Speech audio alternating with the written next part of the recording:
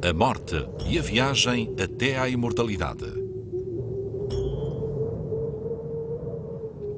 35 séculos antes da era cristã e cerca de 2500 anos antes dos profetas do Antigo Testamento, já os antigos egípcios refletiam sobre o assunto mais profundo e intricado da existência humana. Todas as sociedades se batem com o maior mistério da vida, a morte. Mas poucos abordaram a morte de modo tão direto ou com tanto respeito, cerimónia e ritual como os antigos egípcios. Para eles, a morte era apenas um de toda uma série de ciclos. O Nilo subia e descia. As searas eram plantadas e colhidas. Uma pessoa vivia e morria. Mas se estivesse adequadamente preparada, o maior de todos os ciclos tinha início após a morte.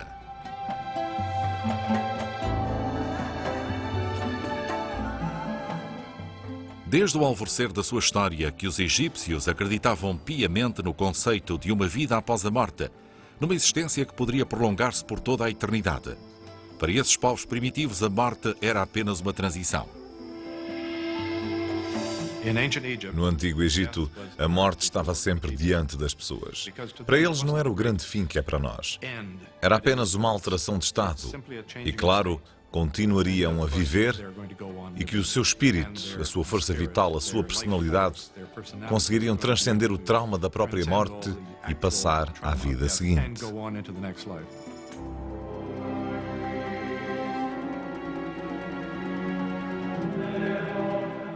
O conceito egípcio de vida eterna era algo diferente do das culturas cristãs que se seguiram em séculos posteriores. Os egípcios não tinham a esperança de uma vida melhor, de algum paraíso celeste após a morte. Apenas desejavam uma continuação da vida que conheciam e amavam aqui, neste mundo. Na sociedade egípcia, grande parte da energia era canalizada para os rituais relacionados com a morte. Ao estudarem esses ritos ancestrais, os arqueólogos não só tentam descobrir como as pessoas morriam, mas esperam também descobrir mais sobre a forma como viviam.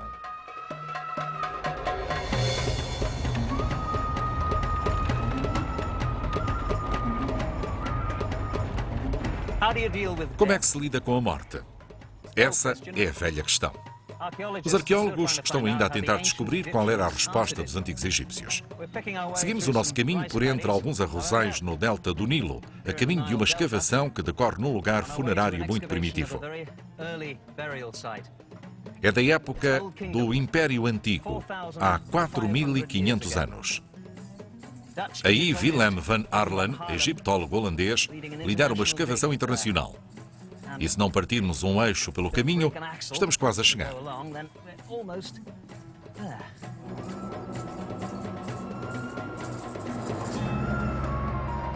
A maior parte do Egito é constituída pelo deserto, e os corpos dos antigos egípcios aí enterrados permaneceram intactos durante milhares de anos. Mas na região do delta do Nilo as condições são muito diferentes. Aqui, os muitos braços do grande rio alimentam um lençol freático muito próximo da superfície. A maioria das coisas enterradas na lama do delta decompõe-se rapidamente. Juntei-me a Willem van Arlen no cemitério ancestral que ele está a escavar na região do delta. Para os arqueólogos, como Van Arlen, é frustrante procurar o passado num lugar como este. Mas eu tive a sorte de chegar num dia em que removiam de uma antiga sepultura um corpo para ser estudado. Willem apresentou-me a Alexei Kol, especialista russo em ossos humanos. Diga-me o que temos aqui, Alexei. A que sexo pertence este esqueleto?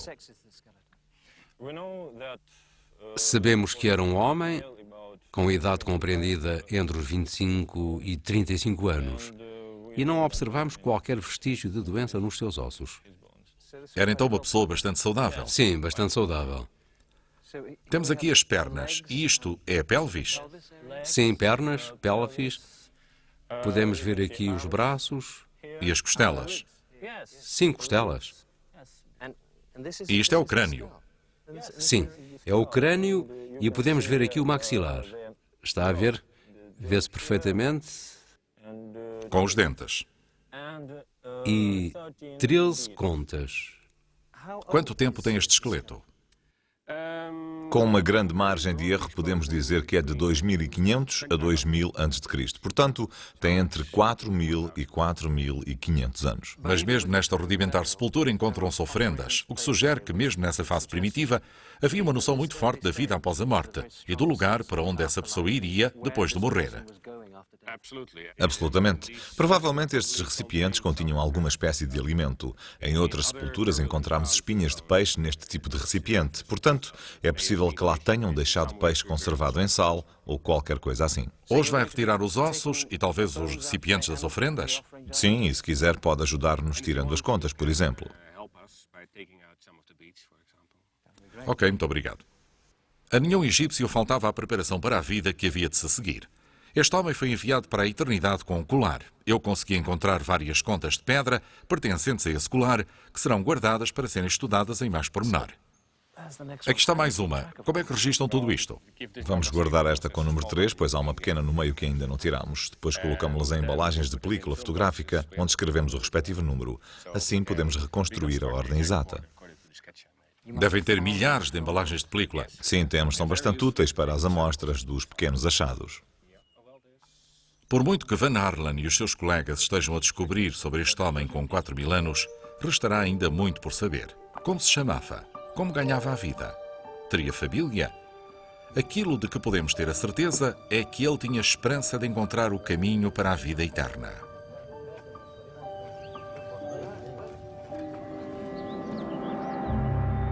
Mas a travessia do mundo dos vivos para a vida eterna dos mortos não era automática. Era um acontecimento complexo e extremamente ritualizado, que só aqueles que haviam vivido com moral podiam suplantar. E mesmo esses tinham de estar preparados para enfrentar muitos obstáculos. A passagem para o além ocorria numa região a que os egípcios chamavam o submundo. E a esse reino profundamente misterioso presidia o grande deus Osíris. O espírito falecido era levado diante de Osíris e de um tribunal composto por mais 42 juízes. Aí colocavam ao espírito uma complexa série de perguntas ou enigmas sobre a sua vida. Dar a resposta correta a esses enigmas era fundamental para conquistar a vida após a morte. Antes de entrarem no além, tinham de passar por um teste moral e ritual. Havia um julgamento dos seus valores morais e éticos. Depois, no além, tinham de ser investidos com o poder da magia para que pudessem derrotar os muitos perigos que lá existiam. A parte mais decisiva desse exame era conhecida como o pesar do coração. Durante essa cerimónia, o coração de um candidato falecido era pesado contra uma pena. Se o coração fosse mais pesado do que a pena, a pessoa podia entrar no além. Uma vez que tanta coisa dependia desses testes, nada mais natural do que os antigos egípcios procurarem ajuda. Enquanto o corpo físico era mumificado e sepultado, o espírito empreendia a sua grande viagem pelo submundo na esperança de renascer no além. Havia mapas, guias destinados a essa viagem. De um modo geral, o conjunto desses documentos é conhecido como o Livro dos Mortos, e encontramos partes desse livro nas paredes de cada túmulo. Eram normas, instruções destinadas aos espíritos que partiam. Por vezes, estes textos funerários vão ao ponto de descrever, ou mesmo de fornecer um mapa do além, com os caminhos a seguir nesse mundo. E isso era muito importante, pois percorrer esses caminhos era muito perigoso.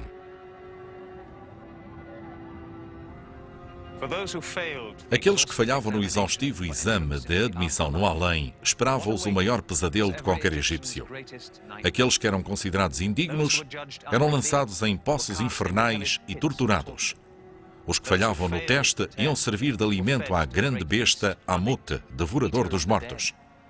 Mas para um povo que amava tanto a sua terra e a vida que esta lhes proporcionava, talvez o maior dos medos fosse o de passar a eternidade sem o seu querido Egito. Without their beloved Egypt.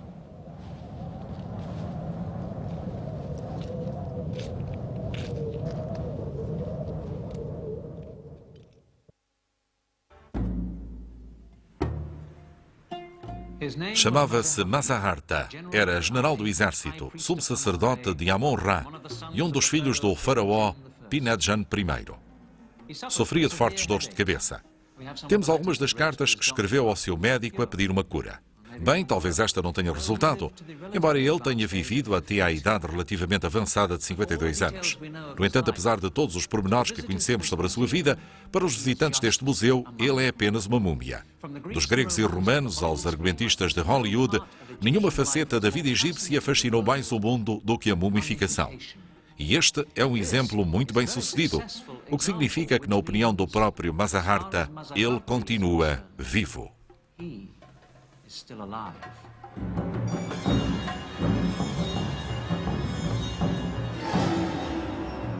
O fascínio do mundo pelas múmias não é um fenómeno recente. Ao invadir o Egito em 1798, Napoleão sentiu-se intrigado pelas múmias.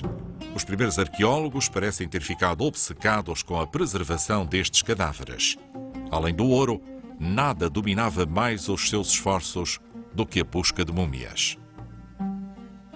Mas na sua ânsia, nem sempre foram muito cuidadosos na forma como manuseavam os mortos. O resultado foi uma compreensão imperfeita do significado da mumificação e da forma como essa prática notável surgiu.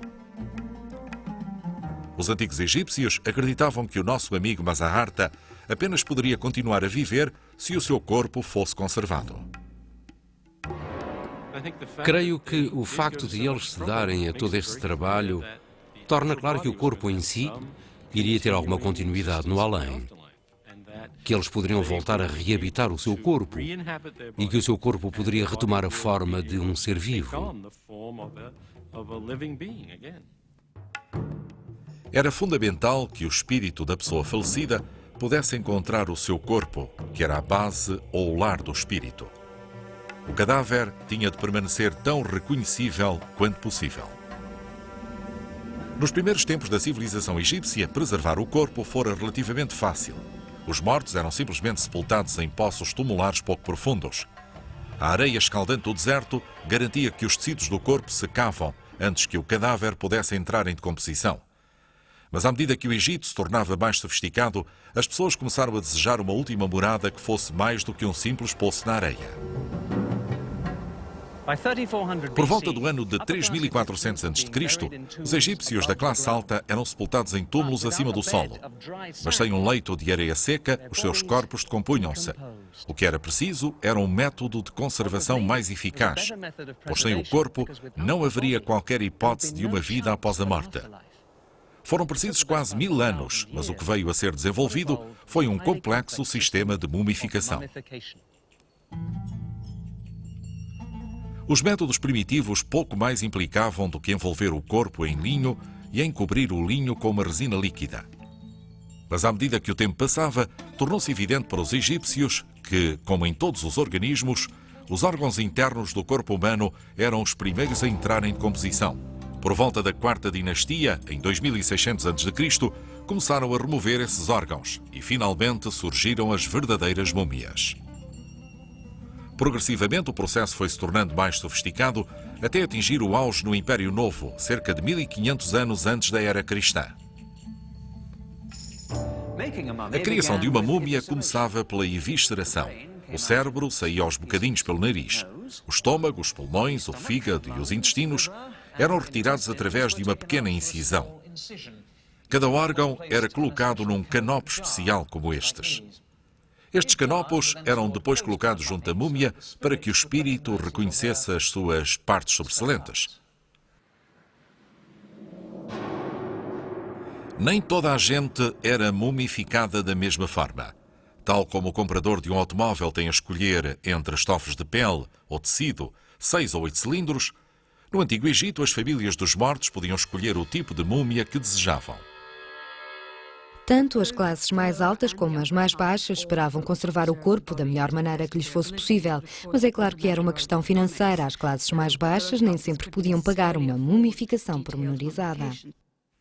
No Egito havia vários níveis de mumificação, embora a maioria só estivesse disponível para as pessoas mais abastadas. Mas dentro desse grupo havia métodos mais e menos dispendiosos. É óbvio que um faraó teria à sua disposição os melhores processos existentes. A mumificação do corpo do faraó era um processo minucioso que durava cerca de 40 dias. Eram utilizados os materiais mais preciosos para ungir o corpo. Resinas de pinheiro e zimbro eram trazidas do atual Líbano. Incenso e mirra eram trazidos das atuais Somália e Península Arábica. Usava-se também canela e cera de abelha para perfumar o cadáver e selar o corpo. Depois de preparado, o corpo era cuidadosamente envolvido em ligaduras de linho que cobriam individualmente cada dedo das mãos e dos pés. À medida que os séculos davam lugar aos milénios, a demanda pela múmia ideal continuava. O reconhecimento da múmia era tão fundamental que os egípcios procuravam qualquer técnica que ajudasse a preservar a aparência dos mortos.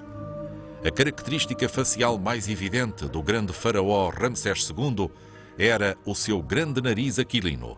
A preservação desse distinto nariz exigiu uma solução inovadora. Xerorradiografias tiradas em 1977 revelaram que haviam sido introduzidas na cavidade nasal do faraó dúzias de grãos de pimenta para garantir que o lendário nariz pudesse ser reconhecido por toda a eternidade. No Império Novo, começaram a introduzir pequenas cebolas sob as pálpebras, pois os olhos são formados essencialmente por água, por isso, quando secam, ficam encovados. Temos várias múmias reais em que foram introduzidas pequenas cebolas de forma a criar uma proeminência de aspecto natural, de forma a parecer que estão a dormir.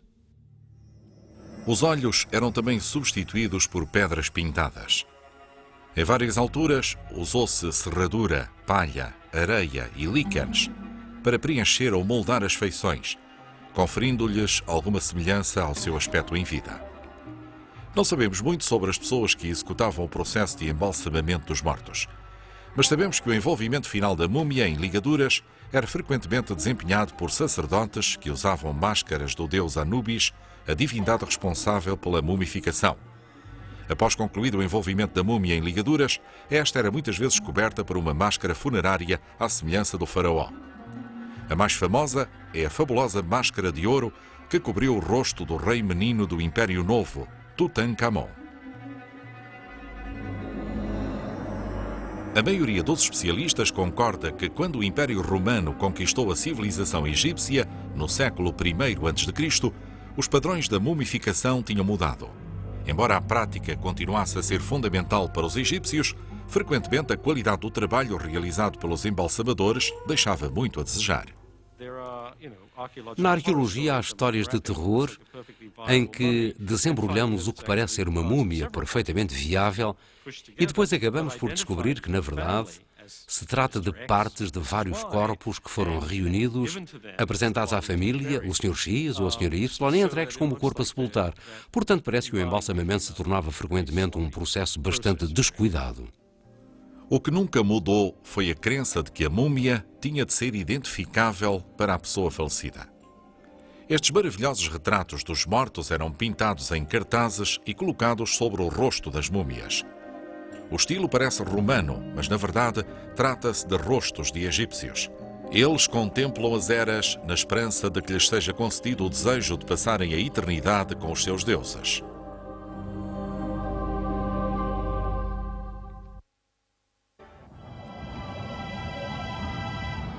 Tal como o processo da mumificação evoluíra lentamente, o mesmo se passou com a atitude dos egípcios em relação aos lugares onde enterravam os seus entes queridos.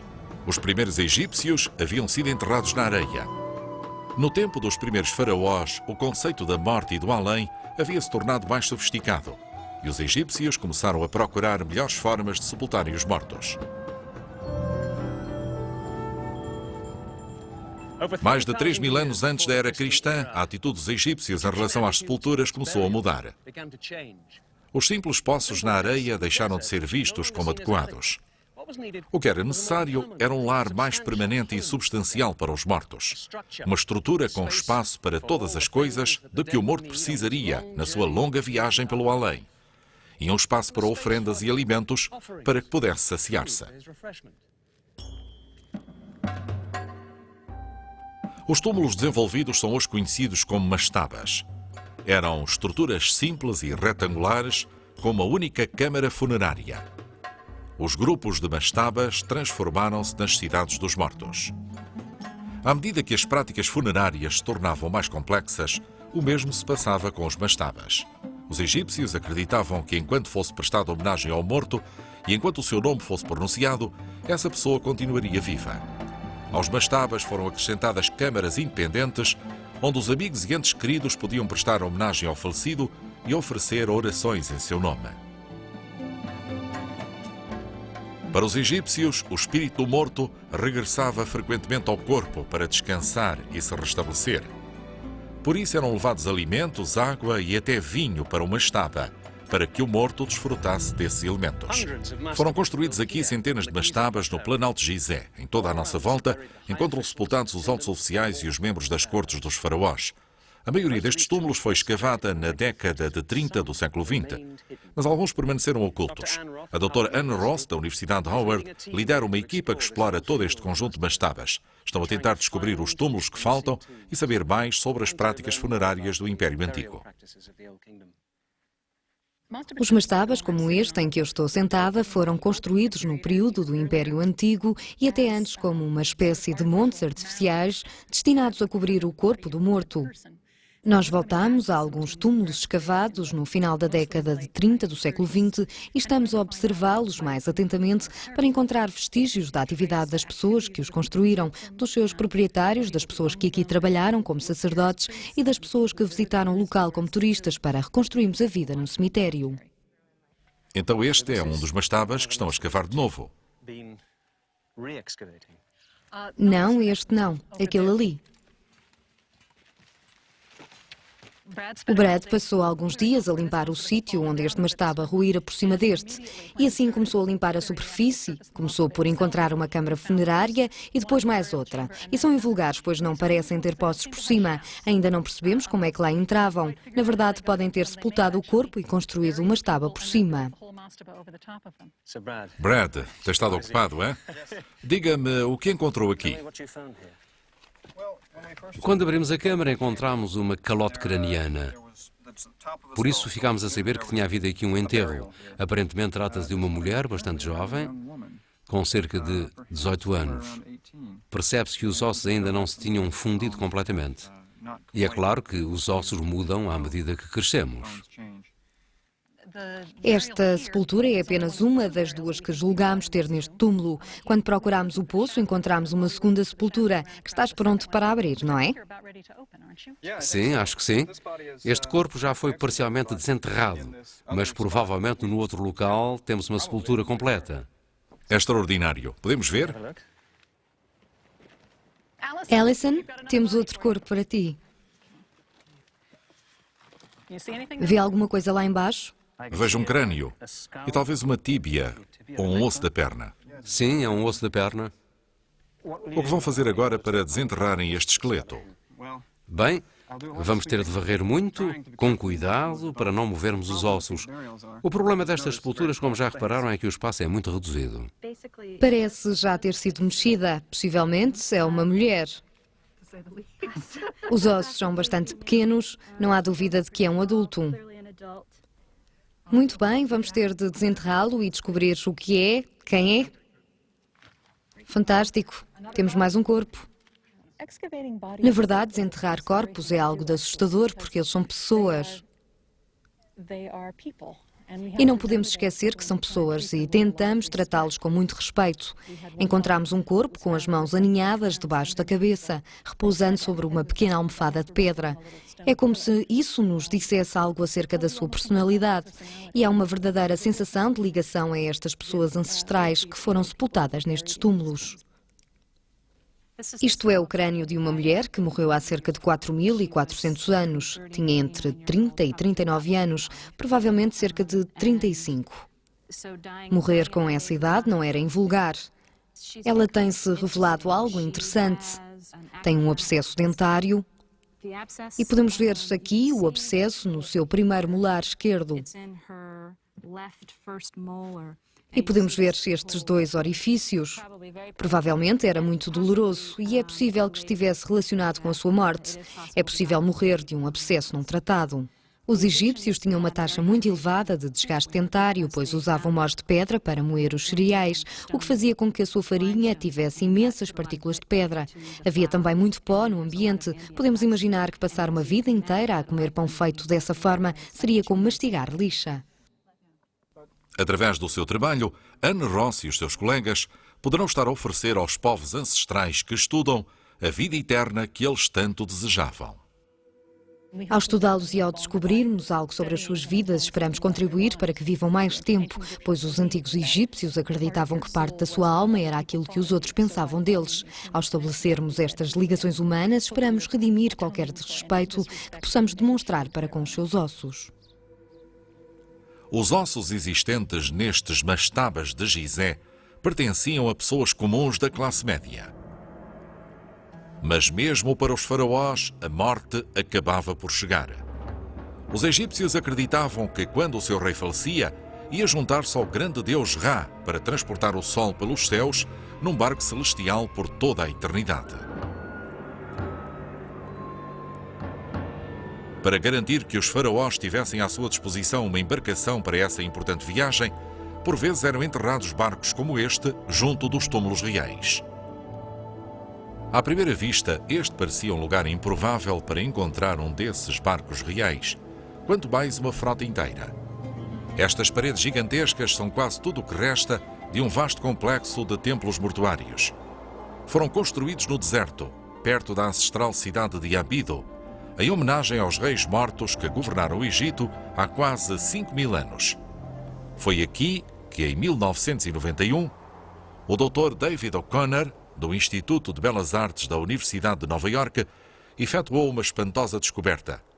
O primeiro de uma série de barcos enterrados mesmo junto a estas paredes. Quando eu cheguei, faziam-se novas descobertas. Matthew Adams é co-diretor do projeto. Ele explicou-nos como foram encontradas estas embarcações ancestrais. Quando começámos a trabalhar, reparámos em algumas paredes bastante invulgares que se erguiam da areia, precisamente nesta área. Eu mostro-lhe. Sim, estou a vê-las. A princípio pensámos que eram as paredes de algum edifício. Podemos ver aqui os tijolos de lama e vestígios do estuco original da parede. Mas a extremidade tem esta forma invulgar.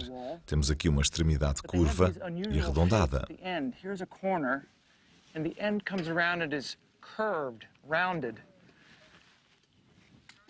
E qual foi a resposta para o mistério?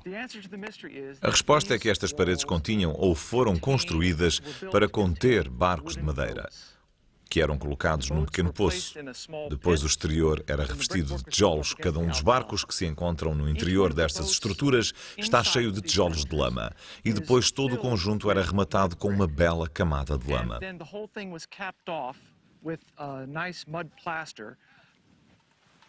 Estão lá dentro agora? Há barcos de madeira dentro destas estruturas. O que é o neste pedregulho? Pensamos que o pedregulho é uma espécie de âncora simbólica para manter os barcos permanente ou eternamente atracados no seu lugar. Espantoso. Então o que temos aqui são paredes em volta de um verdadeiro barco de madeira. E isto é a proa ou a popa do barco. Não temos a certeza se é a proa ou a popa. Mas tem uma forma muito definida, não é verdade? Sim, tem. Qual é o comprimento total? O mais comprido tem 27 metros por cerca de 3 de largura. 27 metros. Devem ter sido objetos bastante substanciais, não? Sim, bastante. Remover as toneladas de areia que cobrem estes barcos dá muito trabalho. Depois é preciso retirar cuidadosamente as coberturas de lama e podemos então começar a perceber-nos de qual terá sido o aspecto destes barcos.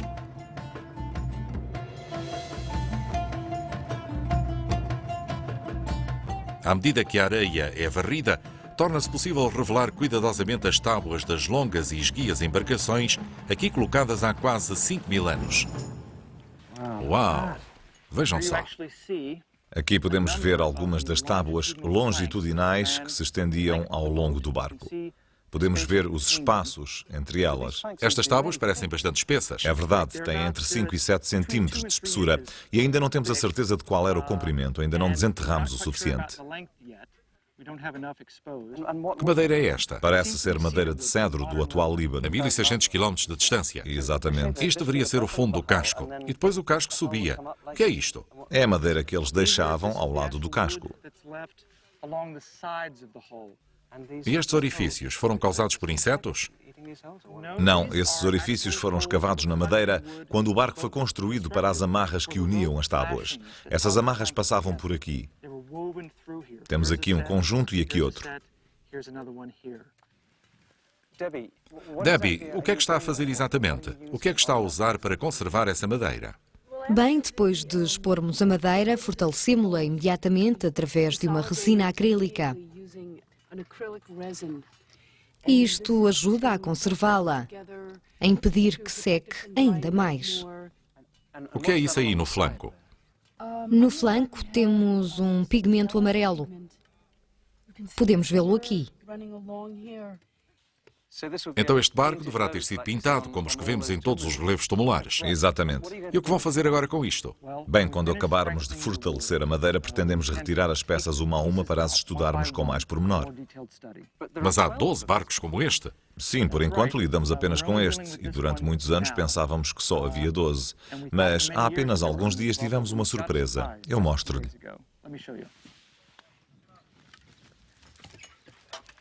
Você sabia então que havia aqui 12 barcos? Sim, mesmo atrás de si, vemos o barco número 12. E há apenas 2 dias, eu teria jurado que não havia mais do que 12. Mas este ano, a nossa escavação revelou esta linha de tijolos. E este é o barco número 13. Então pode haver muitos mais. Pode haver centenas de barcos espalhados pelo deserto.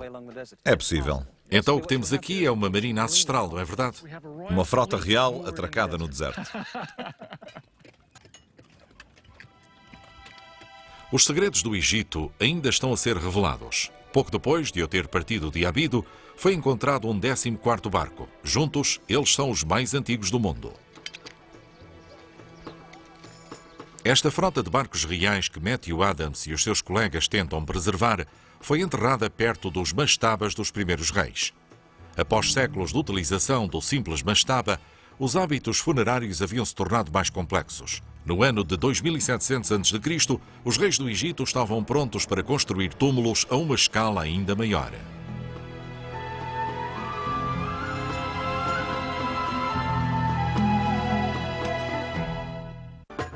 Durante séculos, o mastaba satisfizera as necessidades dos mortos. Mas à medida que o Império Antigo desabrochava, o Egito atingiu o auge da prosperidade. Agora, os faraós vivos exigiam algo mais. Não apenas um túmulo, mas um monumento à sua grandiosidade.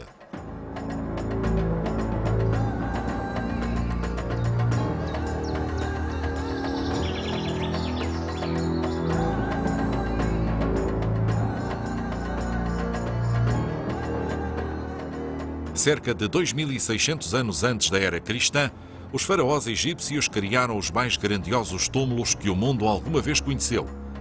O maior contém quase 2,5 milhões de blocos de pedra calcária, pesando cada um pelo menos 2,5 toneladas. A partir do Império Novo e durante mais de 900 anos, as pirâmides proporcionaram uma última morada para os faraós. Mas esses grandes mausoléus consumiam uma enorme quantidade de recursos. Mesmo a construção das pirâmides mais pequenas abalou a economia do Egito. Mesmo quando enterrados nas profundezas das pirâmides, os túmulos dos faraós não estavam a salvo dos ladrões, que com tanto sucesso pilharam os seus restos mortais. No final do Império Antigo, a realeza egípcia começou a procurar outros locais onde os seus mortos pudessem repousar durante a sua longa e difícil caminhada em direção à imortalidade.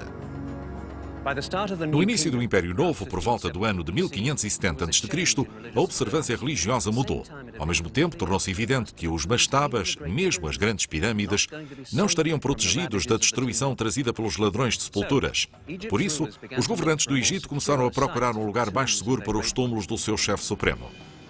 Escolheram este vale estéril perto de Tebas. Os faraós eram para aqui transportados para iniciarem as suas vidas eternas, num lugar atualmente conhecido como o Vale dos Reis.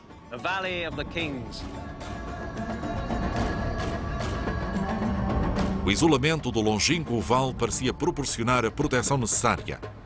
Normalmente aqui a construção do túmulo de um faraó começava pouco depois de ele subir ao trono. Alguns trabalhadores escavavam grandes câmaras nas montanhas de pedra calcária. Outros revestiam as paredes de magníficos relevos e pinturas. E ainda outros gravavam no túmulo os textos adequados para garantir que a passagem do rei para o submundo era bem sucedida.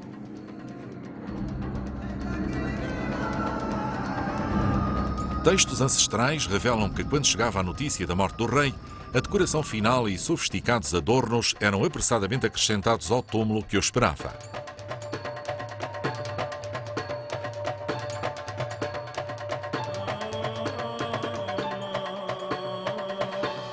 Após a mumificação, o corpo do faraó era transportado de barco pelo Nilo. Depois, uma comitiva composta por muitos sacerdotes e pessoas enlutadas acompanhava a múmia, enquanto o seu caixão era lentamente arrastado pelo poeirento vale até um túmulo que o aguardava.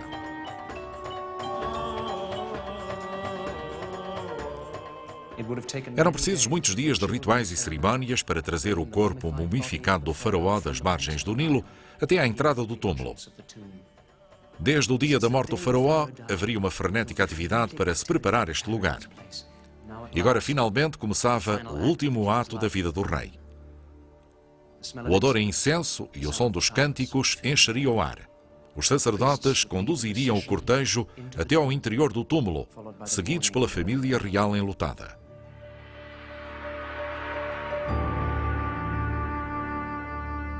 Por fim, o cortejo chegava até este lugar, a câmara funerária, nas profundezas do túmulo. A múmia era colocada neste sarcófago que a esperava. Entoavam-se as últimas orações rituais e colocava-se a pesada tampa. Os enlutados regressavam ao mundo dos vivos e o faraó era deixado no seu novo lar para a eternidade.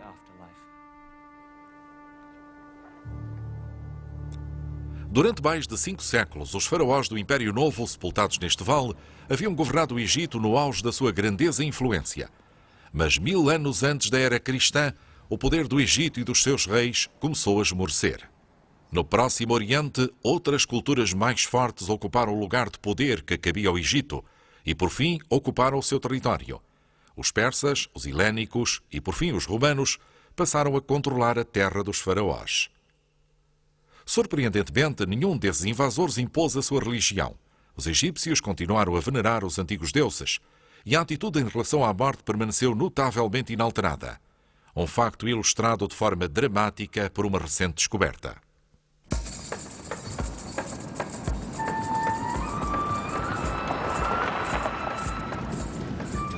Estamos nos grandes desertos ocidentais do Egito, a cerca de 320 km ao ocidente do Cairo.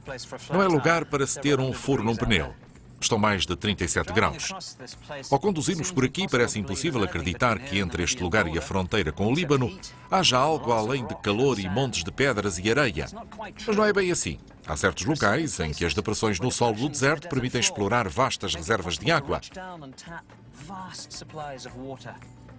O resultado são 5 luxuriantes oásis. E vamos agora a caminho de um deles, Baharia, onde o arqueólogo egípcio Zahi Hawass supervisiona os trabalhos realizados numa incrível descoberta. Quando o Egito fazia parte do Império Romano, o imenso oásis de Baharia era uma próspera comunidade composta por 10.000 pessoas. No século V a.C., o oásis era famoso pelas suas tâmaras e pelo seu vinho. Hoje é famoso por um acidente de burro. Em 1996, um trabalhador montava o seu burro no oásis de Baharia.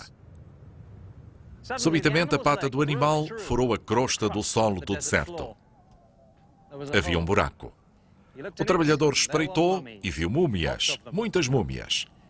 As primeiras daquele que poderá vir a revelar-se o maior conjunto de múmias alguma vez encontrado. Quase 4.000 anos depois do ritual da mumificação ter começado, estas múmias parecem um pouco diferentes do que os primeiros exemplos. A maioria não tem caixão. Em vez disso, os seus rostos encontram-se cobertos por uma máscara de um material semelhante a papier-mâché, mas que é feito de linho e papiro. mas a importância que os egípcios atribuíam à preservação do corpo para a vida no além permanecia inalterada. Foi o papel dourado de linho e papiro destes rostos que conferiu ao lugar o seu nome, o Val das Múmias Douradas.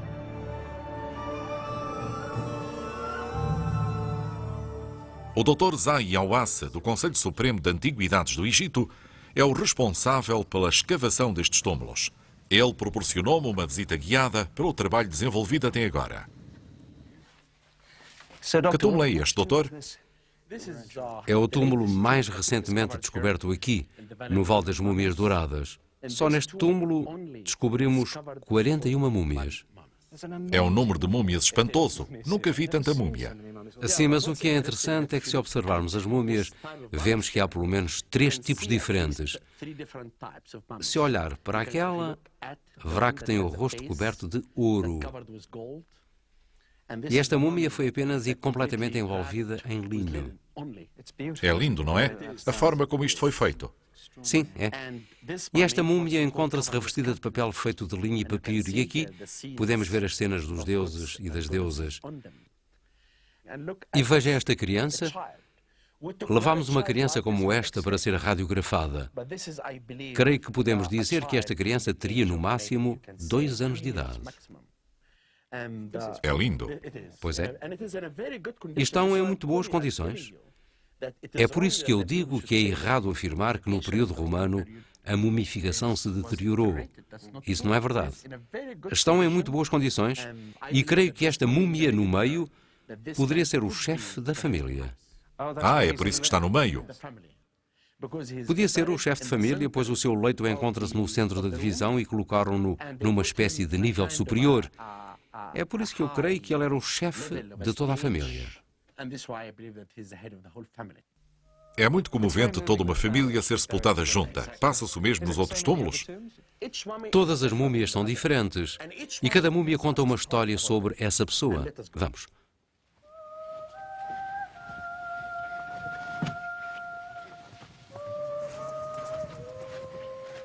Vamos entrar noutro túmulo. Até agora, quantas encontraram? Até agora, ao todo, encontramos 207 múmias dispersas por todos os túmulos. Aqui nesta parte, se olhar para esta múmia, pode ver até os olhos incrustados. Oh, é espantoso. Na verdade, é lindíssimo. O ouro e o papel de linho e papiro. Terá sido uma pessoa mais rica? Sim, qualquer múmia que contenha ouro significa que a pessoa era suficientemente rica para isso. E isto é gesso, não é? Sim, mas creio que se tratava de uma noiva. Ela morreu antes de se casar. Ah, estou a ver. E creio que a família lhe maquilhou os lábios e as faces para que ela pudesse casar-se no além. E quantos mais túmulos como este pensa vir a encontrar aqui? Creio que vou passar toda a minha vida em escavações, a revelar os segredos das múmias e a revelar muitas histórias sobre a vida das pessoas que aqui se encontram. Tenho dito muitas vezes que vamos encontrar pelo menos 10.000 múmias e chamo-lhe o Val das Múmias Douradas. É fácil pensar no ato da mumificação como pertencendo apenas aos grandes faraós. Foram os seus túmulos que tanto atraíram os esforços e a atenção dos arqueólogos. Mas os túmulos de Bahária não se encontram preenchidos com a realeza, e sim com pessoas comuns. Um pai sepultado com o filho que repousa no seu peito. Uma mulher que contempla a múmia do homem que amava.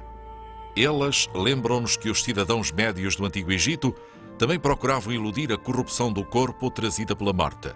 Durante quase 4.000 anos, a mumificação foi uma parte importante da vida familiar egípcia.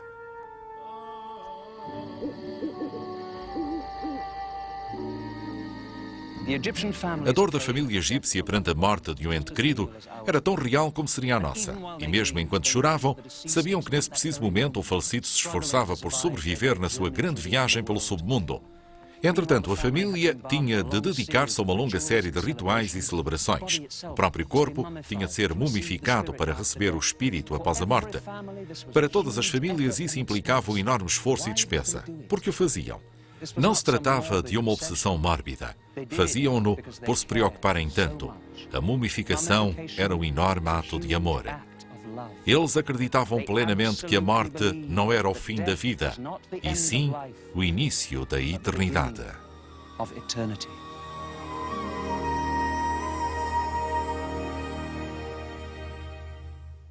Versão portuguesa, Ediberto Lima Produções.